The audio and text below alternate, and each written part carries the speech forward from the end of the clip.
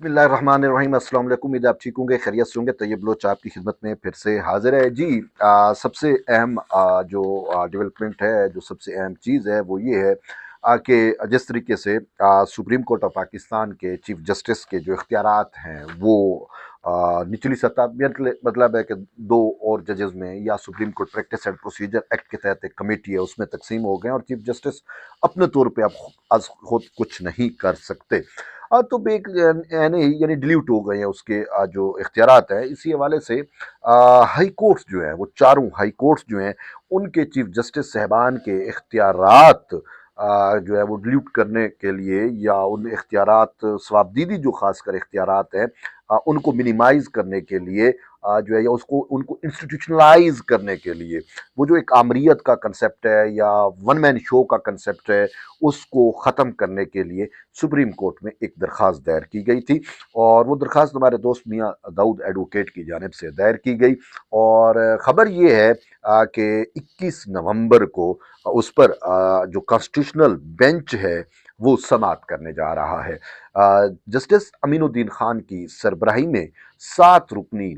جو constitutional bench ہے وہ 21 نومبر کو اس پر سماعت کرے گا، اور اس میں وجہ کیا ہے اب آپ کو بتاؤں کہ انہوں نے تو چاروں صوبوں کے چیف جسٹس صاحبان اور چاروں صوبوں کے رجسٹرار کو جو ہے وہ اس میں فریق بنایا ہے، اور مدعا یہ اختیار کیا ہے کہ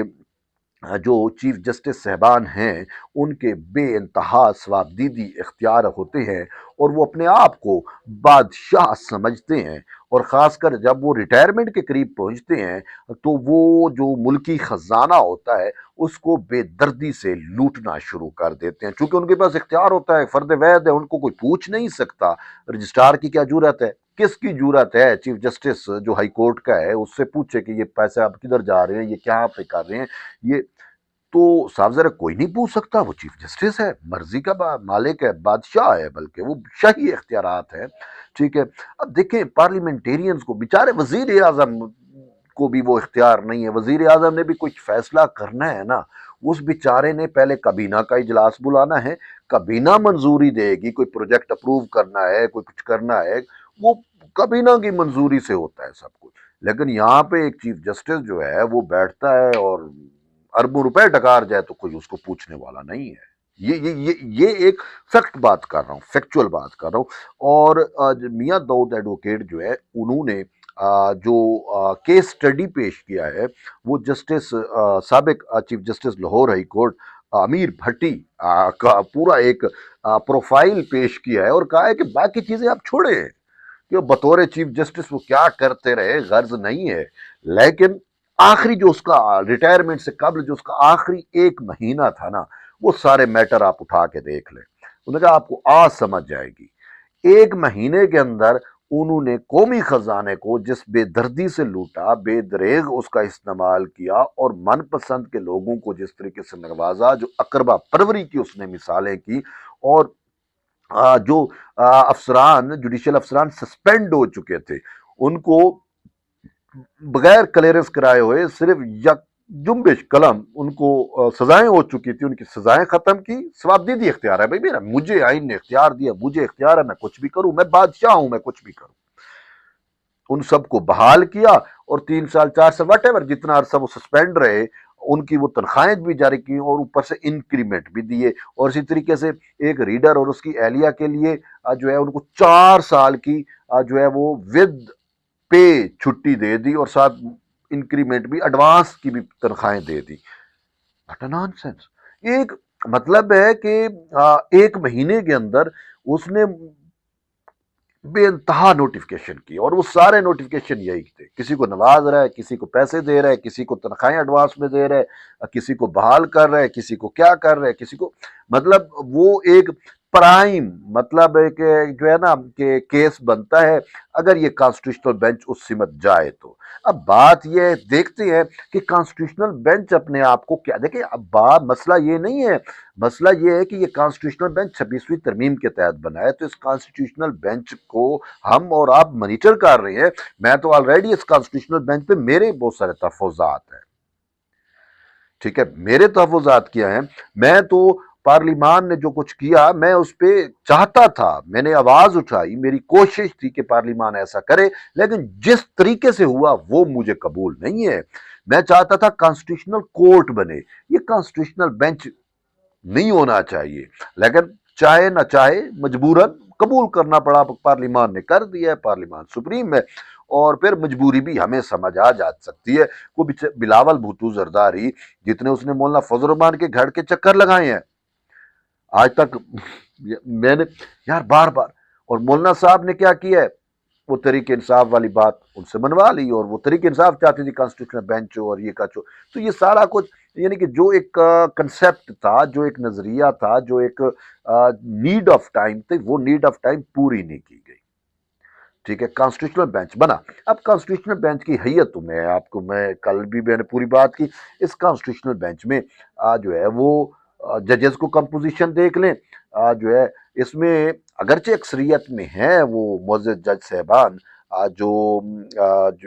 کانسٹیٹیوشنلسٹ ہیں، لیکن اس میں بہت سارے ایسے جج بھی ہیں جو اپنے فیصلوں میں کانسٹیٹیوشن کو جو ہے وہ سائڈ پہ پھینک چکے ہیں۔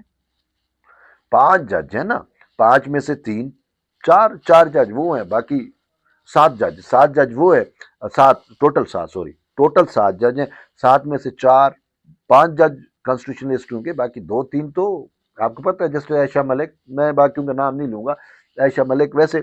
ان 8 ججز والے وہ جو شہکار فیصلہ تخلیق ہوا نا 8 ججز کا، اس میں بھی تو بہرحال 3 جج وہی ہیں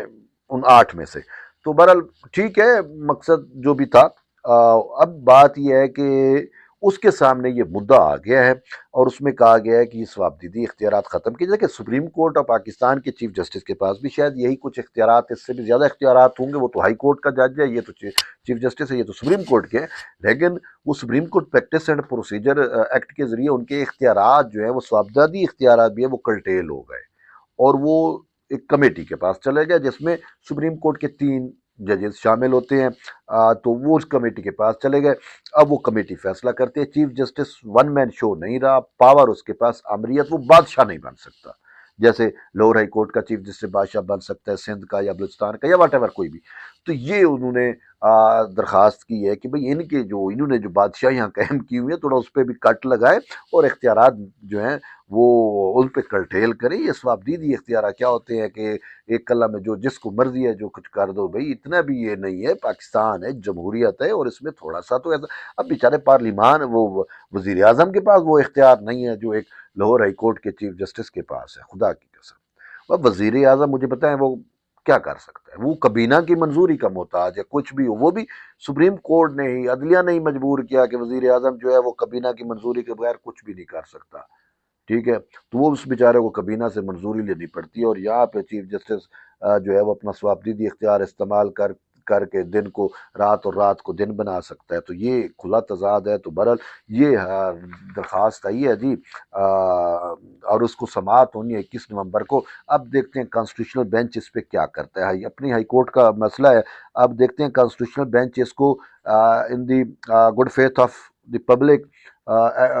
مفاد عامہ میں لے کے جاتا ہے، یا اس کو اٹھا کے باہر پھینکتا ہے۔ تو بہرحال جو بھی ہوگا وہ چیزیں آپ کے سامنے ہوں گی، لیکن ہم یہ کہہ رہے ہیں یہ وقت کی ضرورت ہے، اس کو ایسا ہونا چاہیے، چیف جسٹس ہائی کورٹس جو ہے ان کے اختیارات کرٹیل ہونے چاہیے، اور اس کا ایک پورا انسٹیٹیوشنلائز ہو جائے، ایک میکانزم بن جائے، 2-3 ججز کے کمیٹی ہو، اور وہ ان ساری چیزوں کو دیکھے، تاکہ ایک شخص جو دل چاہے، جو من چاہے، وہ نہ کر سکے۔